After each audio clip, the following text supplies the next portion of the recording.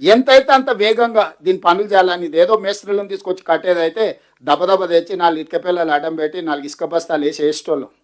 Experts వచ్చి భూమి లోపల పోయి ఏం పరిస్థితులు ఉన్నాయో స్టడీ చేసి రిపోర్ట్ ఇచ్చి ఏం సమస్య ఉందో కనుక్కోవాలి, ఈ సమస్యకు చూపించాల్సిన పరిష్కారం వాళ్ళే ఇవ్వాలి, ఆ పరిష్కారాన్ని అమలు చేసే బాధ్యతని మనం దానికి అవసరమైన ఖర్చులు పెట్టడానికి ప్రభుత్వం ఉంది. సరే, శిక్షలు నేరము శిక్ష ఒక పక్కన పెడితే దీన్ని ఎట్లయినా మళ్ళా 1,00,000 కోట్ల రూపాయలు ఇప్పటికే 1,02,000 కోట్లు కాంట్రాక్టర్లకు చెల్లించినాం. దీన్ని ఎట్లయినా నిలబెట్టుకోవాలని మేము తాపత్రయపడుతున్నాం. కానీ మా తాపత్రయం అనేది కేసీఆర్ లాగానే 80,000 పుస్తకాలు చదివినా అని, ఉత్తమ్ కుమార్ రెడ్డి గారు ఆర్మీలో పనిచేసినని, నేను ఊర్లో వ్యవసాయం పనిచేసి వచ్చిన మా తెలివితేటలు ప్రదర్శిస్తే ఇక అది ఏం జరుగుతుందో ఎవరు ఊహించలేరు. అక్కడికి కూడా మేము ఎక్స్పర్ట్స్ని ఒక్కొక్క దగ్గర ఒక్కొక్కరిని ఏర్కొచ్చి దేశంలో ఉండే వాళ్ళన్ని సంస్థల్ని కూడి చేసి ఇప్పుడు పరీక్షిత్తును కూడా గవర్నమెంట్ ఆఫ్ ఇండియాకి లెటర్ పెట్టి ఆర్మీ ఎక్స్పర్ట్ను డెప్యుటేషన్ మీద తెచ్చుకున్నామని రిక్వెస్ట్ చేసి government of India is not from our service, is tunnel expert. Jammu Kashmir ఏరియాలో లాంగెస్ట్ టన్నెల్స్ ఇట్లాంటి పనులు చేయడానికి ఆయన టన్నెల్ ఇట్లాంటి దాంట్లో is one of the best minds in India.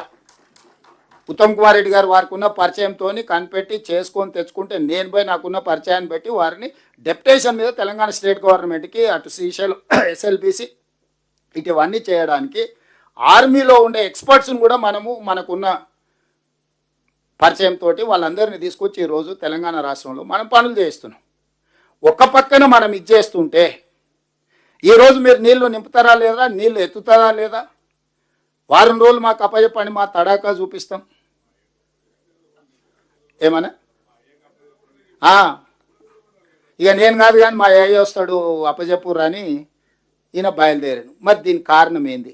రెండోగా ఆయన అంటాడు అసలు కేసీఆర్ చాలా దూరదృష్టితోని ముందు చూపుతోటి కాళేశ్వరం కట్టిండు, కరువు వచ్చినప్పుడు ప్రజలకు వనుకొస్తుందని. నేను ఒక మాట చెప్పదలుచుకున్నా ఆయన గారికి, తాటి చెట్టులాగా పెరిగితే సరిపోదు, తలకాయలు ఏమన్నా గుజ్జు ఉండాలి.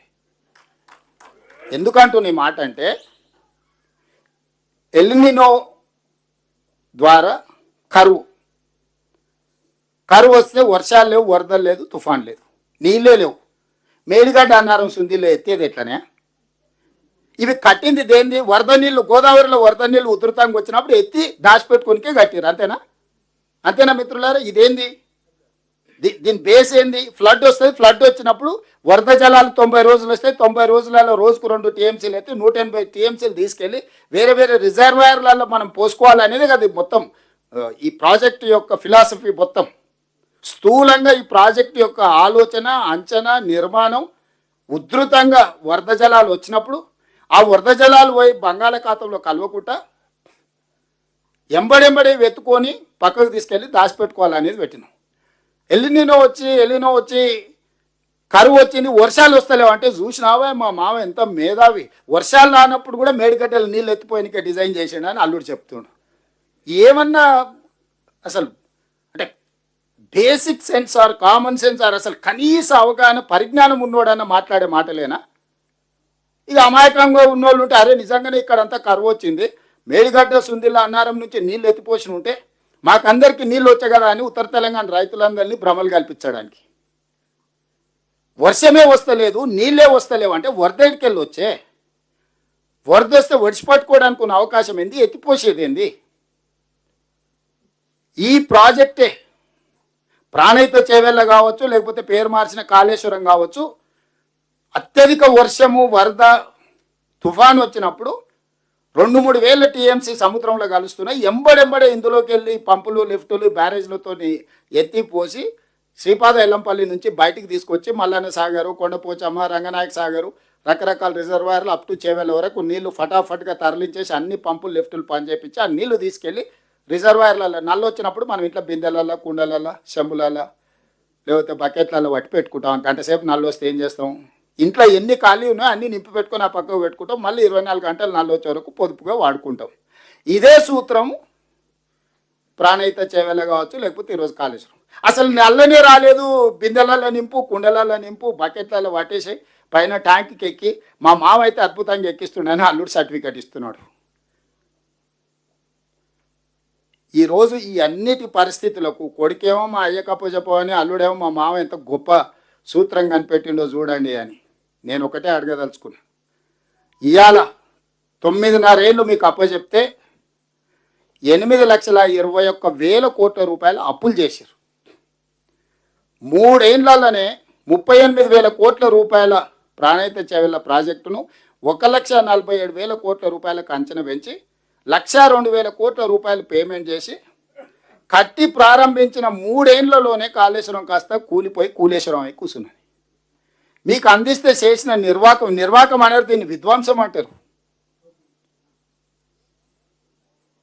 ఫైనాన్షియల్ టెర్రరిస్ట్ అంటారు ఇంగ్లీష్లో. ఆర్థిక ఉగ్రవాది. ఉగ్రవాదం రకరకాలుగా ఉంటుంది, కానీ ఆర్థిక ఉగ్రవాద కుటుంబం కేసీఆర్ కుటుంబం. కేసీఆర్, కేటీఆర్, హరీష్ ఆర్థిక ఉగ్రవాదులు. తెలంగాణ యొక్క ఆర్థిక మూలాలను దోపిడీ చేయడమే కాకుండా విధ్వంసం చేసిండ్రు. దీనికి ప్రజా కోర్టులో మొదటి విడతగా ఒక తీర్పు ఇచ్చిండ్రు, రెండో విడతగా గుండుసున్న చేసిండ్రు, మూడో విడతగా ఇంకా చేయాల్సింది ముందుంది.